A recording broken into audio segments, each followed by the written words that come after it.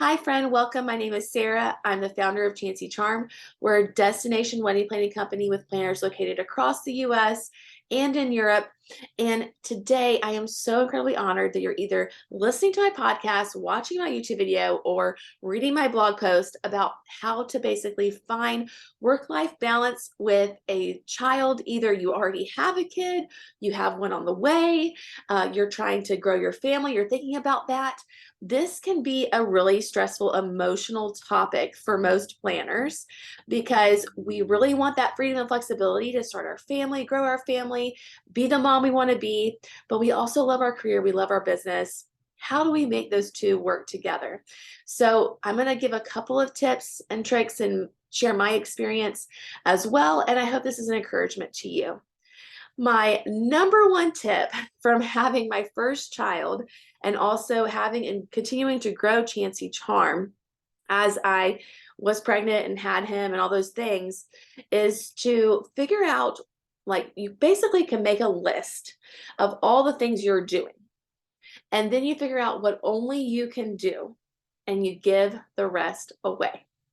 I know this might sound scary, it might feel financially overwhelming, but what I experienced personally in the last 12 years, I've had a child for 9, is that when I handed things over to other people who were experts at social media, experts at bookkeeping, experts at marketing, da da da da da, Chancy Charm continued to actually grow and just do amazing things, even when I was on bed rest, even when I was giving birth.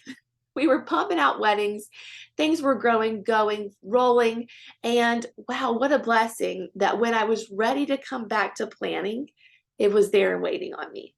So that is my number one tip is make a list of all the things you're doing and the things that you can hand off to someone else, especially if you're expecting. I'm literally having a baby in a month and I am pushing things off to finding team members who are really great at design. I'm going to have them do some vision boards, and I have other people on my team who are really great at collecting reviews and scheduling blogs. I'm going to have them do that. And so I'm going into this pregnancy or delivery actually less stressed than I've ever been. And I attribute a lot of that to finding the right partners and passing those things off. My other tip for my first pregnancy was that I was super blessed to have an amazing planner partner. I actually had two in different cities. And the one that was in Atlanta, hilariously enough, I literally gave birth in between two Atlanta weddings. Like, I gave birth on a Wednesday, and there was a wedding the weekend before and the weekend after. But nothing crashed and burned. No one was upset. Clients were happy. Everything was okay because I had actually had Mary Lisa on every email, every meeting. She was a really big part of planning the wedding. So the clients knew her, loved her, trusted her. And so when I went into labor, it was like, okay, I paid for another planner so I missed both weddings because the first one I was really not doing super great. I definitely couldn't be on my feet all day at a wedding. So I paid for someone to go help her with that wedding. And the second one, that I missed after I gave birth, I also hired an assistant to go and help her day of, and it went off amazingly. So I was actually able to really take a break a couple of weeks before those weddings and let her just thrive and go and do the weddings. And I took kind of the stress of what was going on with me and my pregnancy out of the equation. And I think that the clients, they were totally fine. I know that they were totally fine with her leading the charge and got no complaints, only great reviews from those clients and beautiful images. And yeah, I was not in a place to be at their wedding. And I know that there are some planners we actually had a planner who literally gave birth like on a Wednesday, and then she was at a wedding that weekend. And she's just a rock star. Like, I'm just so impressed by her. That was not me. I had a really hard time. As I said, I was on bed rest during my pregnancy.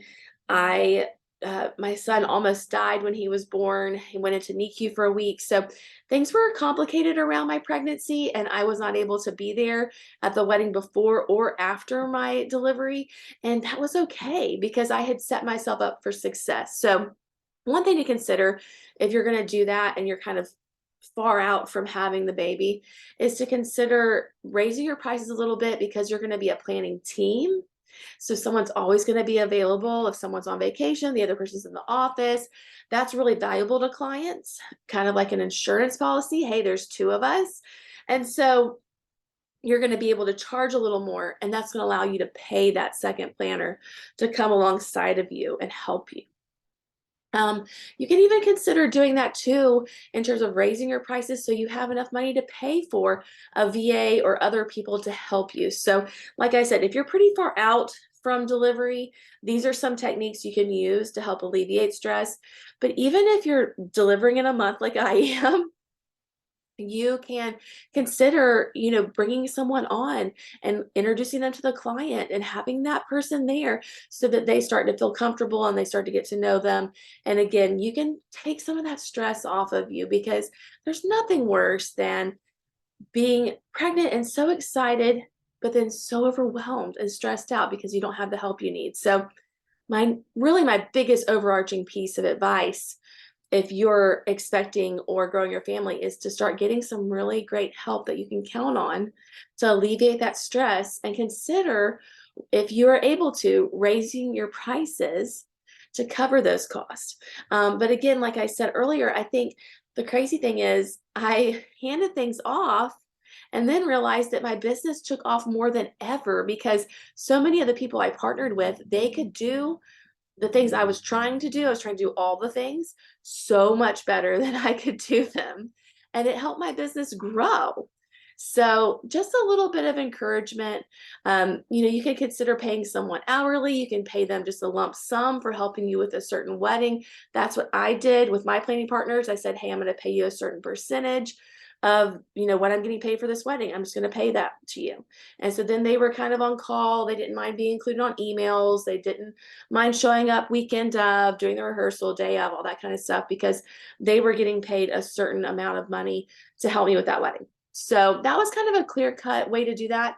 That's I used an independent contractor contract with them, and just like I said, paid them a certain percentage of the sale, the service package, to help me with that wedding.